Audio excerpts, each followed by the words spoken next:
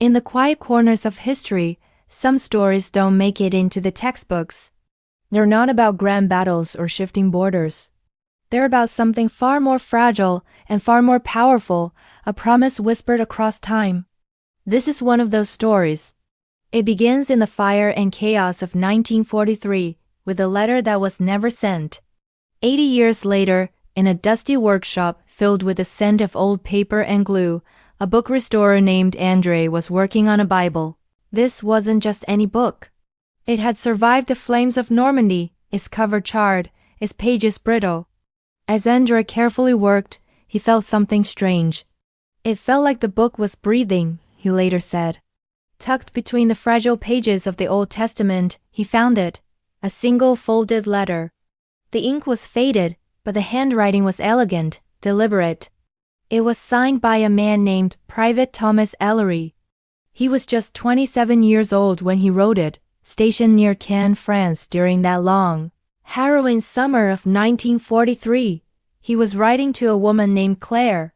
It was a letter that carried the weight of a world at war, a letter penned with the knowledge that it might be his final testament.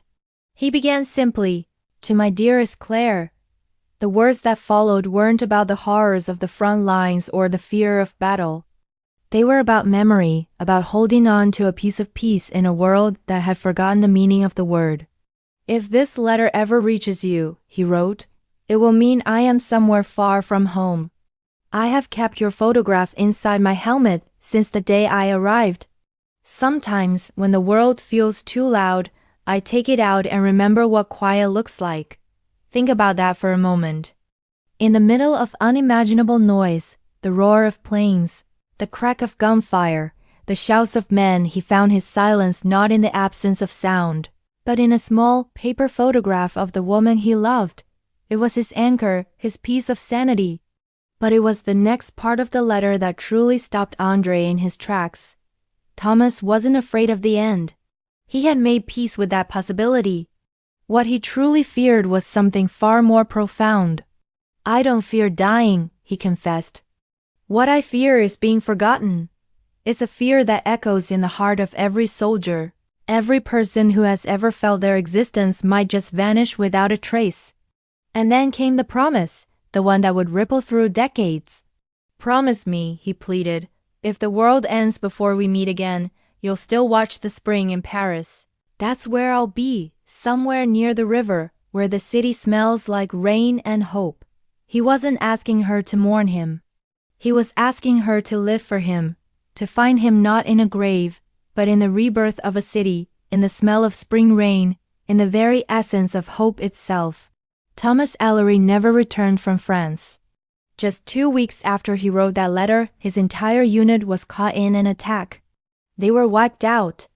The letter, sealed with his hopes and fears, never left his pocket. History moved on. The war ended. Decades passed. The world changed. But that small piece of paper, that testament to a love that defied war, somehow survived.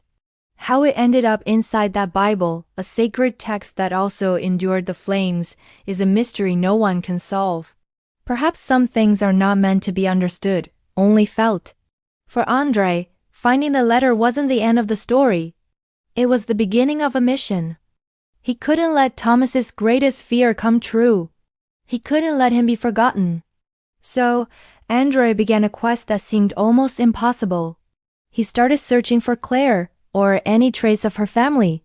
This wasn't a simple online search. This was 80 years later.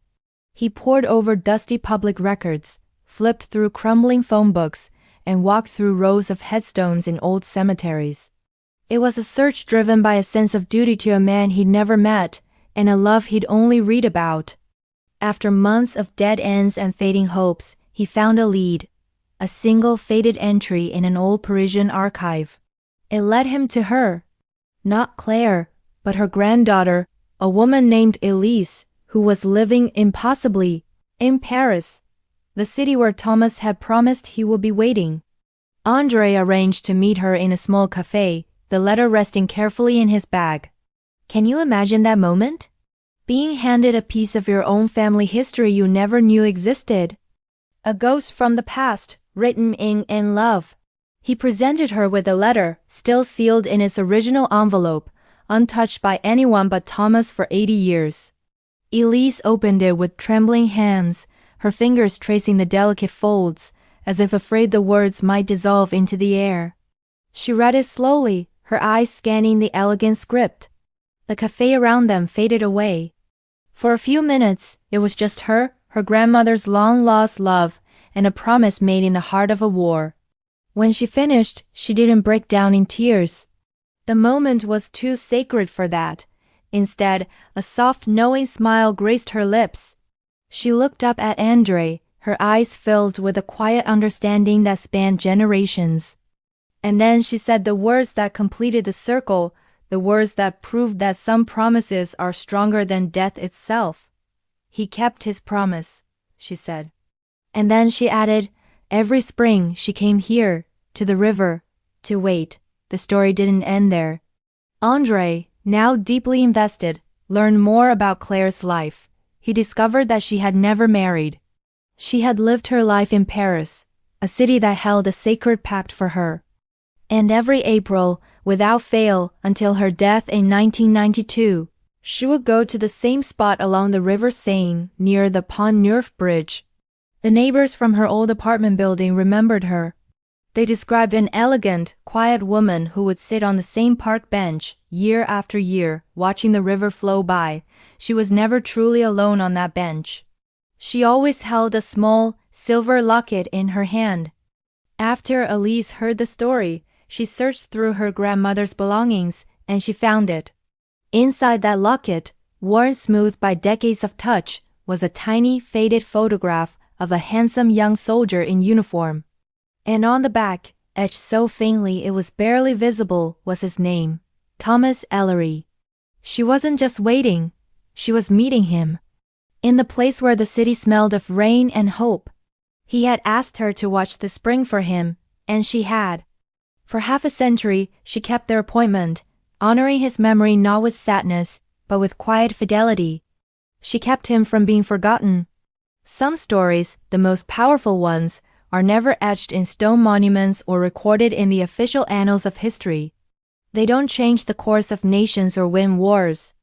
They exist in the quiet, unseen spaces of our world, hidden inside forgotten letters, tucked between the pages of time, written by ordinary people who loved more deeply than the world could ever fully comprehend. They remind us that the greatest legacy we can leave is not what we build, but who we remember and how we love. Thank you so much for watching and for letting us share this incredible story with you. If it touched you, please consider liking this video and subscribing to our channel for more stories that deserve to be told. We'll see you next time.